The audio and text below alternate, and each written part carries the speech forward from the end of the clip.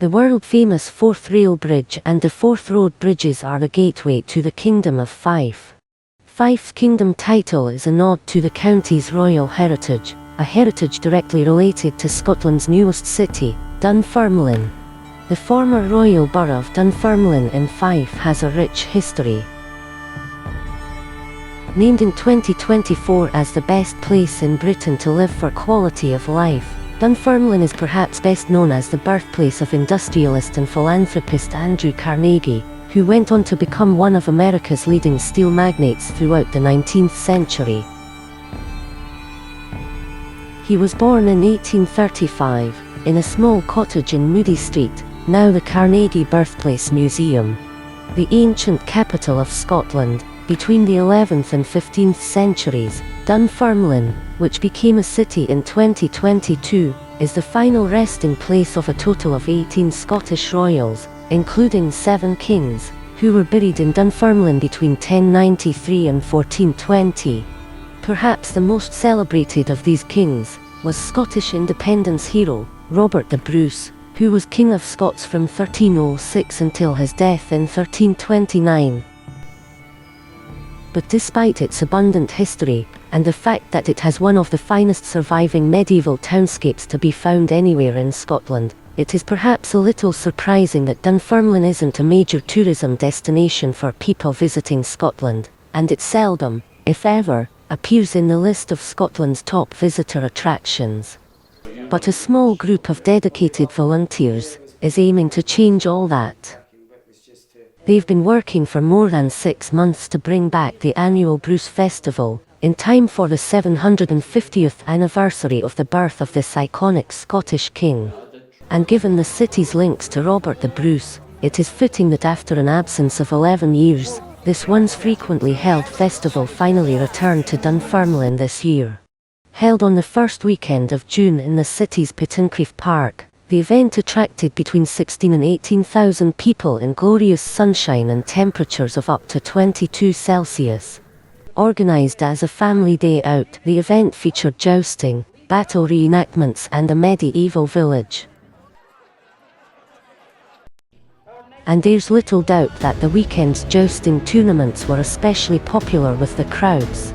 Performed by highly skilled stunt riders and horses from Jedburgh-based Jousting, Scotland, the tournaments feature a variety of skill at arms events such as sword play in the run-up to the main jousting events where the crowds cheer on their favourite knights in shining armour. But putting on a spectacular show like this requires a great deal of training for both the riders and horses, says Sophie Robson of Jousting Scotland. We are a team of 22 horses, and they range from young horses who haven't yet started their training through to horses like Hero, who's in their first year of live show training, through to jousting horses who've been doing this for many, many years, and our older horses who are living out their retirement. The team perform at a wide variety of events including agricultural shows, but, says Sophie Robson, the team especially love taking part in historical events such as this one.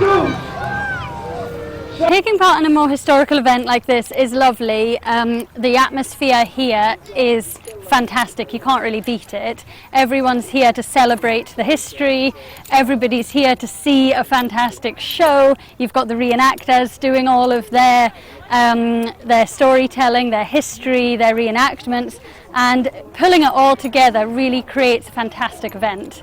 In addition to the jousting tournaments, there were also battle reenactments performed by members of History Matters, based in Inverness, as well as the chance for members of the public to learn more about medieval life in Scotland from music and food through to storytelling and archery.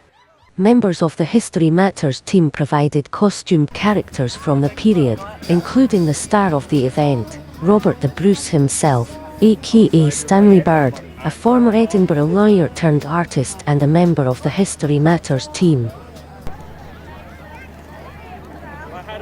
Yeah, I've been involved for 5 years now. I usually am the head of the Guild for Heraldry, so I talk about Scottish heraldry and Scottish history. I've been promoted. I usually am a herald, but now I'm representing the King. So yeah, it's a big deal for me, yeah. Stanley and other members of the team take part in several big events every year. We do several big events for Historic Scotland at Carlaverk Castle, what's the other one, Linlithgow Palace, but we also have groups at Dilton Castle, and we also represent characters at different venues throughout the summer. Every member of the team uses their interest of history to bring the past to life, but it helps to have more than a passing resemblance to Robert the Bruce to play the starring role at an event like this. I think I've got the facial features for it. So normally I'm a herald, so I wear the royal coat of arms, etc. And I think I graduated to Robert the Bruce for this particular year. So I've got the kit, got the face, yeah, what more? But not everyone can be king for a day. Most roles are perhaps a little less glamorous than playing the part of Bruce, but are every bit as essential to ensure an event like this is a great success.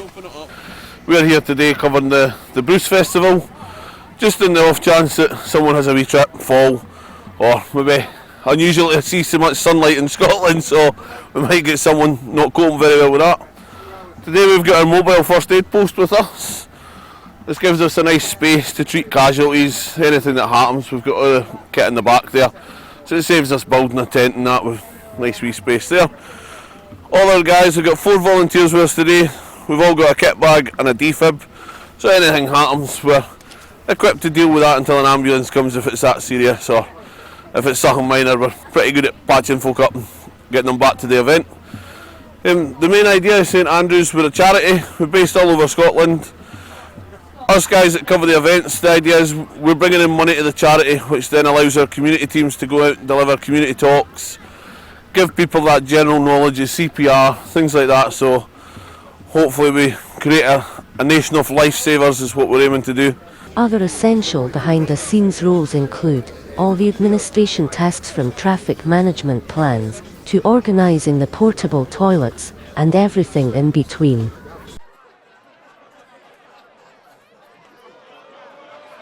Angela Connell is a volunteer with Visit Dunfermline. She's also treasurer of the group. I got involved because Billy George had the idea of reinventing and redoing the Bruce Festival after 10 years. I've been almost a lifelong friend of Billy's, and he knows that I'm someone who likes to organise things. I'm a bookkeeper and a project manager, so I'm one of these detailed persons. He phoned me up and said, would you like to organise the Bruce Festival with me and a couple of other committee members, and I jumped at the chance because I come from Dunfermline and I love the place and I want to promote Dunfermline to the rest of Scotland and tell them how wonderful Dunfermline is. So I just had this image in my head of a little 8-year-old boy coming to this, seeing knights, seeing battles, seeing jousting, and remembering it for the rest of his life and telling him, I remember when I saw jousting when I was small. And that was one of my motivations to do it and to promote Dunfermline. So jumped at the chance, started organising it with the committee. We've been organising it for, I would say, the best part of 6 months on a volunteer basis, so my better half hasn't seen a lot of me in the last couple of months. And I do an awful lot more administration things, so I did lots of emailing people and telling them where they're to be and worrying about traffic plans and all the little nitty-gritty logistics of the festival. And then the rest of the team, one person's good at marketing, the other one's good at fundraising, Billy's good at social networking. We've got a fantastic committee because all 4 of us work really well together with totally different skills. There's no egos, all 4 of us just get on and we know exactly what we wanted. And when we came here today with all these people here, it's exactly what we had in our heads. And it's brilliant, and it's the first of very many because we've got lots of ideas for the future. There's little doubt that all the hard work of the organisers paid off. The event was a big success.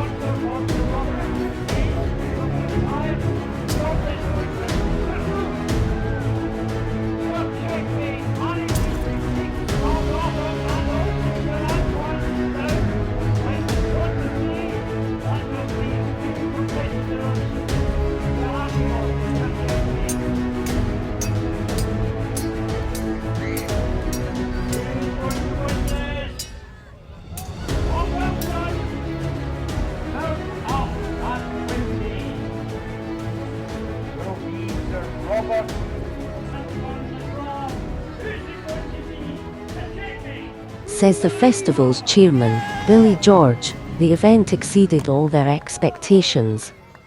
What we can say with certainty is that it was a fantastic weekend. I think it surpassed all our expectations. We just were overwhelmed by the response and just the goodwill, the amount of goodwill that was out there, and people saying that they'd had. To quote one woman, she says, I went on Saturday and I had to come back Sunday because I just had the best day of my life. I was like, well, that's something. And wee guy walking up the field with his father saying, this has just been the best day ever, and I mean ever. So, all that kind of stuff is fantastic. But in terms of how we plan for things and how things went, yeah, there's a few things we can tweak, and we'll certainly look at that and review, but we do intend to make this an annual festival. It was before, it was away far too long, and what the weekend showed was that there was a fantastic appetite for that type of event. I think we pitched it right in terms of family, a family event, so there was plenty for the kids to do, and just watching those battle reenactments with the kids is just brought a massive smile to everybody's face. I'm still laughing about it now. It's just phenomenal. They just had the best time, and I'm sure they're going to go away to school tomorrow or whenever they go back and tell everybody that they had the most fantastic time. And then that obviously organically that will grow the festival because more people will be determined not to miss it next year. But I reckon we had between 16 and 18,000 people there over the weekend, which for us is just mind-blowing, really. You can only do what you can do and then hope that it will be the success that you think it should be, but that doesn't always work, does it? So, and the important thing is, that there were things that people had to pay for, but if you brought your own picnic and whatever, you could have had a totally free day, and you would have had all that jousting and battle reenactments and all the medieval village, and you had all that for free. And I think that's very important in this day and age when austerity has been thrown down our throats for quite a while now, and money is tight with people, so that was an important aspect of it as well. As far as moving forward and what will it mean to the city, it can only be good. I think that these cultural events are very important. I think it gives people a sense of civic pride, it boosts their confidence, it ticks all the boxes. We had a lot of people came from outside Dunfermline, from Livingston and Lanarkshire, from the other parts of Fife, from Edinburgh, and that can only be good.